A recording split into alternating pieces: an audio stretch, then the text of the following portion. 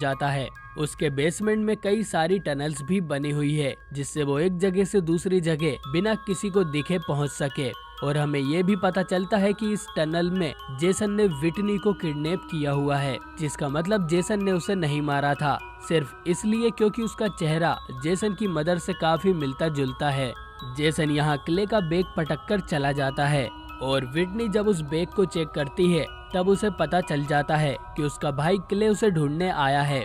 Whitney को इस bag में से एक जीपीएस भी मिलता है और वो उसके अंदर से एक तार निकालती है जिसका यूज कर वो अपने चेन का ताला खोलने में कामयाब हो जाती है और फिर उस टनल में भागते हुए एक रूम में जा पहुंचती है जहां जेसन ने लाशों का ढेर लगाया हुआ था। आगे बढ़ने पर उसे बाहर निकलने का रास्ता मिल जाता है और वो जेसन के घर से भाग निकलती है।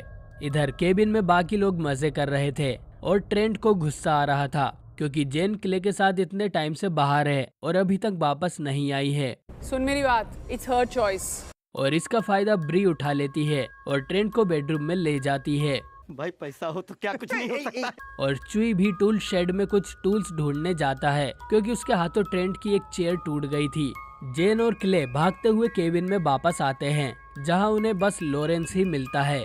जेन उसे कहती है कि बाहर एक सीरियल किलर घूम रहा है और क्ले तुरंत पुलिस को कॉल कर वहां बुला लेता है।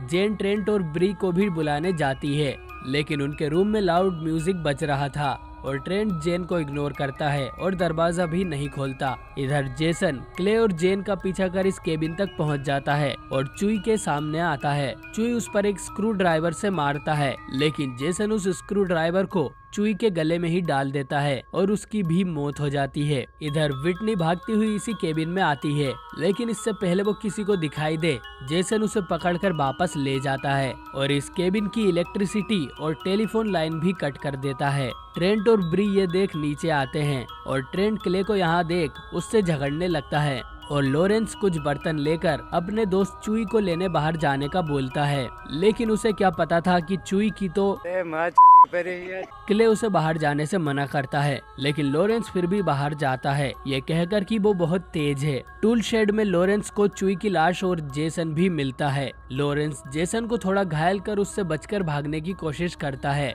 लेकिन जेसन उस पर एक एक्स फेंक कर मारता है और वो एक्स लॉरेंस की पीठ में घुस जाती है लेकिन यहाँ जेसन उसे मारता नहीं है, वो उसे दर्द से चिल्लाने देता है ताकि उसकी आवाज सुन उसके दोस्त केबिन से बाहर आएं और जेसन उन्हें भी मार दे। लॉरेंस चिल्लाता रह जाता है लेकिन उसके बाकी दोस्त हरामी थे और कोई भी उसकी मदद को नहीं आता तो जेसन लॉरेंस को भी मार देता है और फिर उस केबिन की छत पर चढ़ जाता है। ट्रेंट अपनी गन लेने के लिए अपने